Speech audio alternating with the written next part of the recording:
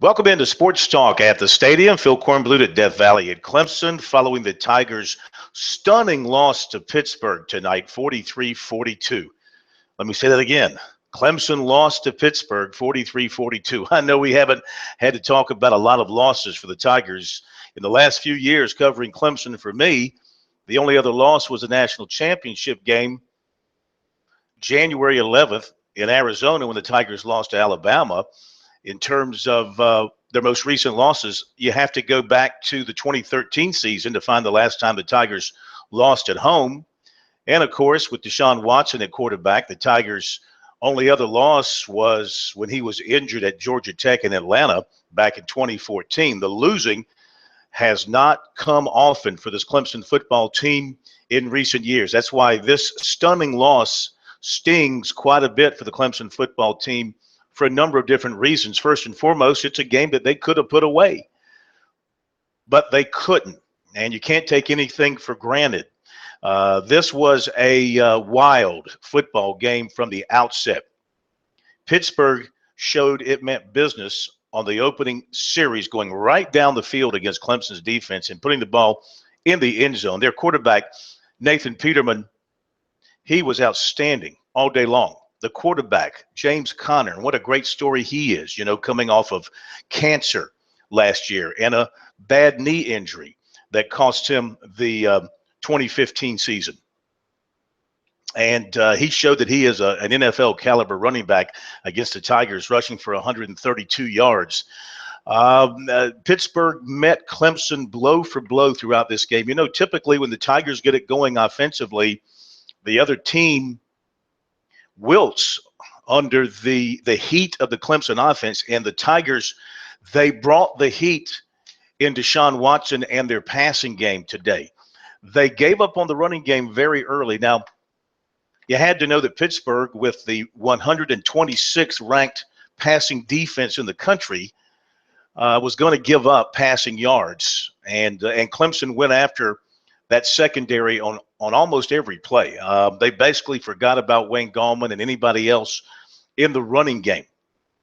And Deshaun Watson had a fabulous day. He set an ACC record with 580 yards. He set school records with 70 attempts and 52 completions. He had 3 touchdown passes. Unfortunately, he had 3 interceptions, 2 of which were turned into touchdowns. And all 3 interceptions cost Clemson scoring opportunities. 2 were in the end zone, and the other was at the Pittsburgh 14-yard line. So for all the great things he did throwing the football, those 3 interceptions really hurt the Tigers. Yet, when you boil it down, and we could go through all the scoring and the highlights, but when you boil it down, for Clemson, this game came down to 2 plays. 35-yard line, time running out, sitting on a 2-point lead. Tigers have the football, Pitt 35-yard line, and they need a yard. 1 yard, 3 feet is what the Tigers needed. And, after throwing the ball all day long, they go to the running game. Dabo Swinney's calling the plays, and he calls on Wayne Gallman. 3rd and 1, stuffed. 4th and 1, stuffed. Ball goes over to Pittsburgh. Okay, so you don't get the first down. You only leave Pittsburgh a limited amount of time. And you think your defense is going to bail you out this time. But Peterman had a 9-yard run on the first play, a couple of passes for 25 yards, and all of a sudden they're down to the Clemson, 30-yard line with time to line up and kick a field goal with 12 seconds to go, which they did. Their senior kicker came in and nailed it.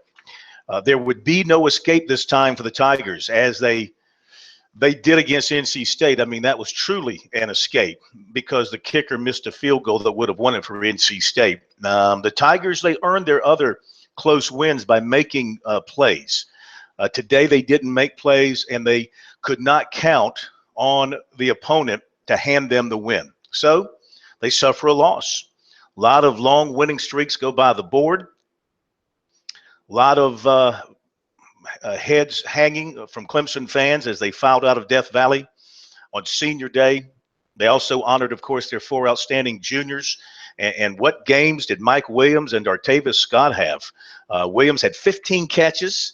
That's a Clemson record for over 200 yards. Artavis Scott had 13 catches. That's a personal high. They were outstanding. They went with the seniors. Watson went with the seniors. I told you his numbers. And Gallman went out with the seniors as well. He had 18 carries today, but he was held to just 36 yards. But they pretty much forgot about the running game. Now, Clemson's offensive line, Mitch Hyatt didn't play, got hurt right before the game. He was a scratch. They were already without Jake Frew-Morgan, so you had Ankrum starting at one tackle. You had Pollard starting at the other tackle. They were moving guys in and out throughout the day, so the offensive line was a bit of a mess. And there were a lot of plays. There were calls that could have gone either way in terms of officiating. Clemson was hit with several holding penalties in the secondary that Dabo Swinney would probably debate you about.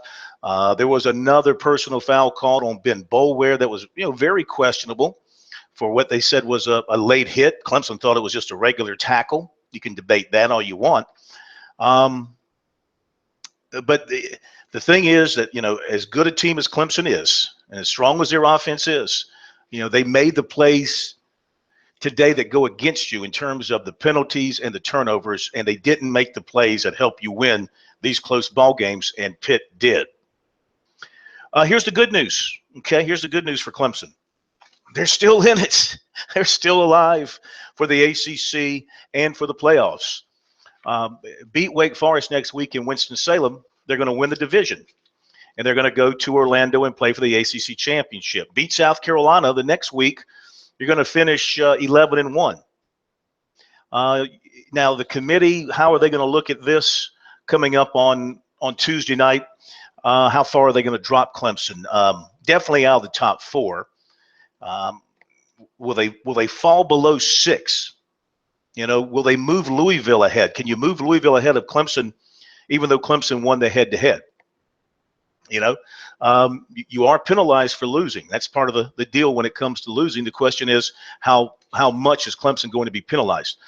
But the way things are kind of working out at this point in time of the evening, if Washington loses to Southern Cal as they are doing, if Michigan loses to Iowa as they are doing, if Clemson wins its last 2 games and then wins the ACC championship game, it's ample opportunity for the Tigers to move back into the top 4. And the good news is, if they get back in and they're the number 4 seed, then they're going to go to Atlanta to play Alabama instead of going out to Arizona, which I think all of us who cover Clemson and all the fans would be happy just to go to Atlanta and be in the playoffs, even though you do have to play Alabama. They would take their chances there. But that's talk for another day. The talk right now is, for the first time in a long time, Clemson has to deal with losing a regular season game, a conference game, and a home game all at the same time. And they've got to regroup, and they're going to go to work on that on Monday and try to get ready for Wake Forest. We've got complete post-game coverage here on the website with Dabo Swinney press conference and players. Also some comments from the Pittsburgh coach as well for you to check out. On Sunday, Dabo Swinney's conference call. We'll have that for you. If you can't wait till Monday night to share your thoughts with us, call our What the phone line and leave your thoughts there. The phone number is on the website at the very top of the page. Give that a call, and we'll play your best comments on the show Monday night.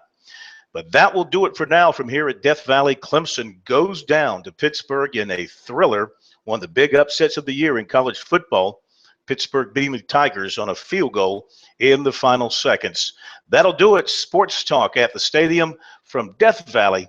Have yourself a great weekend.